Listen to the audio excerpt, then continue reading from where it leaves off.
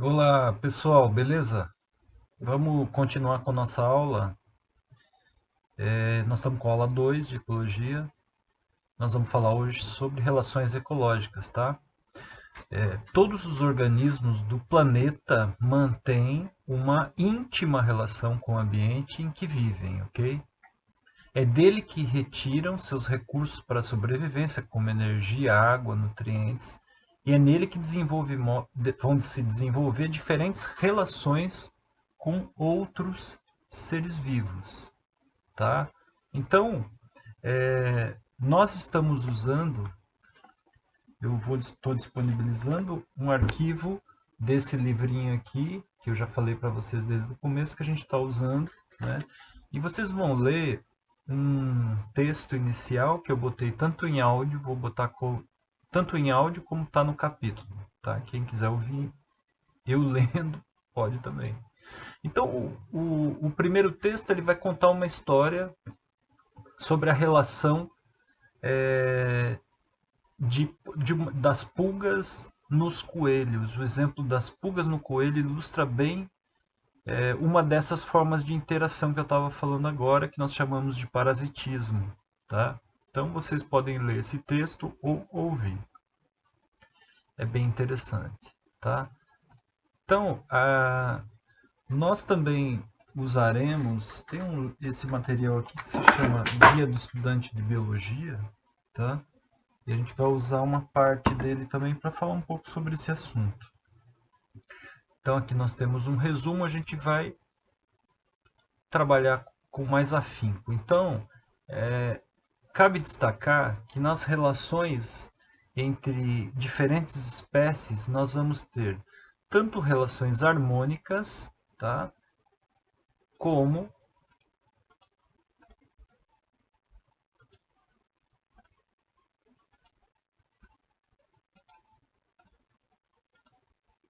relações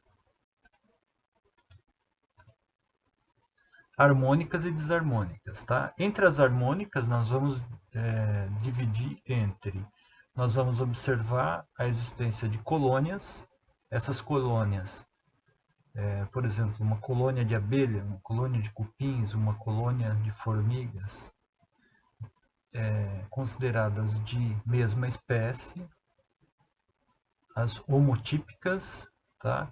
Que vão ser algas, protozoários e corais sem divisão de trabalho, e nós vamos ter colônias com divisão de trabalho, no caso como as saúvas, tá? Que são divididas em castas com funções.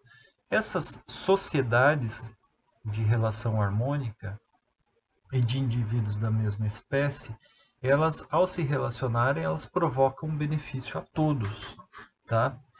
Ninguém sai prejudicado.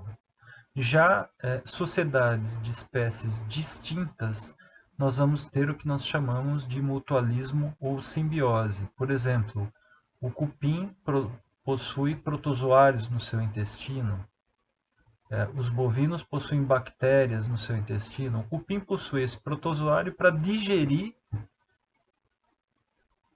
a madeira, tá? A lignina, a lignina que dá toda a força à madeira. A lignina é uma proteína, tá? Que dá toda a força à madeira, a rigidez à madeira, e o cupim, quando se alimenta dela, ele não possui estrutura para quebrar essa lignina. Então ele precisa de uma relação de dependência, de mutualismo e simbiose com outro organismo, tá? O bovino também possui bactérias no seu bucho para digerir também, tá? Então, sem dependência, nós vimos anterior, nós temos a dependência e nós também temos situações sem dependência, espécies distintas sem dependência. No caso, nós vamos chamar de cooperação, comensalismo. O comensalismo, nós vamos ter o processo de cooperação entre espécies, tá? A gente vai avançar melhor ali na frente, isso é um resumo. Comensalismo, tá? Por exemplo, animais que se alimentam de resto das comidas dos outros. A gente vai ver algumas fotos. Inquilinismo, animais que recorrem a outros animais para abrigo, como as orquídeas. né? Então, ó, nós estamos vendo uma cooperação entre uma espécie de ave e o jacaré, que vai retirar sanguessugas dentro da boca do jacaré, tá? O comensalismo, aqui é um peixe que vai se alimentar de restos desse animal, não trazendo nenhum mal ao tubarão. E o inquilinismo, que nós vamos ver as plantas como as orquídeas, tá? Agora, como eu disse para vocês, nós vamos ter as relações desarmônicas, tá? Nós vamos ter o predatismo, que é o matar para comer, um leão caçando uma zebra, uma onça pegando um tamanduá, tá? Nós vamos ter o canibalismo, que é animais comendo indivíduos da mesma espécie. Canibalismo a gente encontra até num galinheiro, tá? Se você não alimentar as suas galinhas, elas se comem, tá? Por isso até que nas granjas queima-se o bico da galinha para que não ocorra canibalismo. Competição por recursos. Nós vamos ter animais territoriais, tá? Dentro deles nós temos o parasitismo. Animal, planta se alimenta de outro causando prejuízo. Nós vamos ter algumas doenças, inclusive, associadas ao parasitismo. A tênia, né? Que se você comer um porco mal frito, você pode pegar uma doença que é a tênia. Ela fica lá se alimentando do seu alimento, tá? E você começa a se tornar anêmico. Nas plantas, as figueiras matam seus concorrentes, fazendo sombra, nós chamamos de amensalismo. O organismo produz substância que mata ou inibe o desenvolvimento da planta, que nós chamamos alelopatia. Então, aqui nessa tabelinha, nós definimos os tipos de interação e o que essas interações provocam para a espécie 1 e a espécie 2. Tá? Então, quando não temos negativo para nenhum delas, nós temos a interação consumidor-recurso, incluindo predador-presa, herbívoro, planta, parasita, hospedeiro. Tá? Nós vamos chamar de competição. Tá? Quando nós temos para a espécie 1 prejuízo e para a espécie 2 positivo, nós chamamos de mutualismo.